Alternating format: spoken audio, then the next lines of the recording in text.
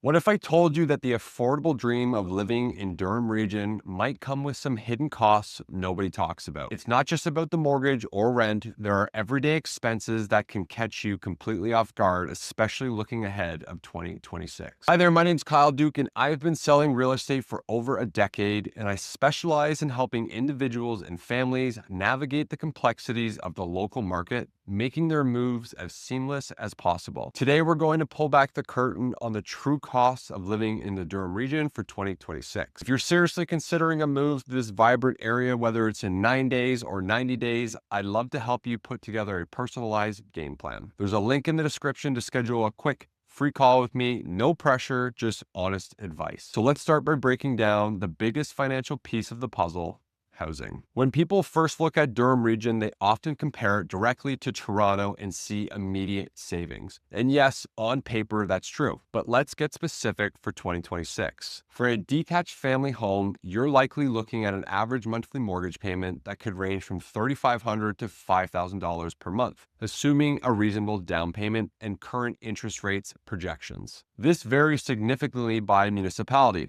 A home in Pickering, for example, might be on the higher end, while something in Clarington could be more towards the middle. For renters, a two-bedroom apartment could easily run you between $2,200 and $2,800 per month. And then there are property taxes. Unlike some areas where these are an afterthought, in Durham, they are a significant line item. For the average home, expect to pay anywhere from $4,000 to $7,000 annually, depending on the assessment and the specific town. What most people don't factor in is the rapid appreciation we've seen, which pushes both mortgage payments and property taxes up.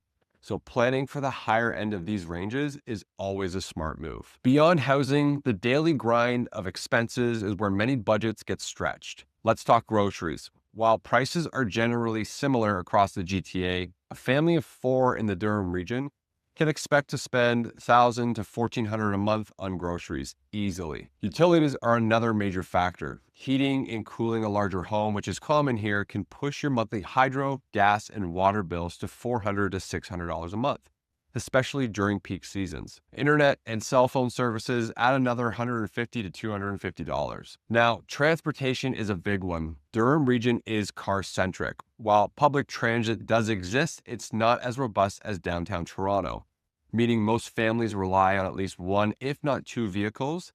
And factor in gas, insurance, and maintenance, you're looking at about $500 to $1,000 per month per vehicle. And for families with young children, childcare is a significant expense. Full-time daycare for an infant can be upwards of $1,500 to $2,000 a month per child, making it one of the largest budget items for many. Now let's put this into perspective by comparing it to Toronto, because that's often the benchmark. The most obvious difference is housing.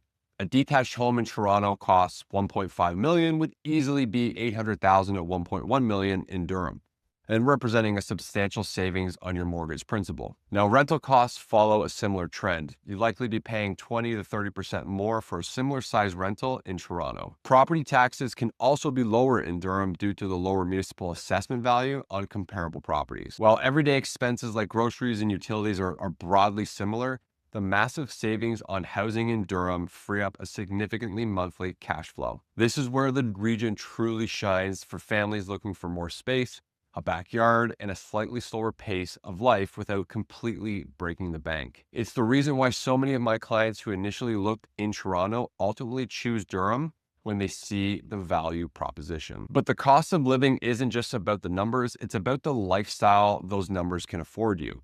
In Durham region, you're not just paying for a house, you're often gaining access to a larger lot, quieter streets, and a stronger sense of community. You're closer to nature with Lake Ontario, numerous conservation areas, and parks readily accessible. Commuting to Toronto for work is still very feasible with GO Transit, and the region itself has a growing job market, reducing the need for that daily trek. What many of my clients appreciate is what I often point out is the feeling of getting more bang for your buck in terms of quality of life. The trade-off for a longer commute for some is a significantly improved living environment for their family. It's about balancing the finances with the intangible benefits that contribute to the overall well-being and happiness. So there you have it, a comprehensive look at the cost of living in the Durham region for 2026. I hope this breakdown has given you a clearer picture of what to expect and how to budget effectively for your move. If you found this video helpful, please give it a thumbs up, subscribe for more local insights, and if you have any questions, drop them in the comments below. And again, if you're thinking about making a move, remember, I'm here to help. My contact details are in the description, and I'd love to chat with you.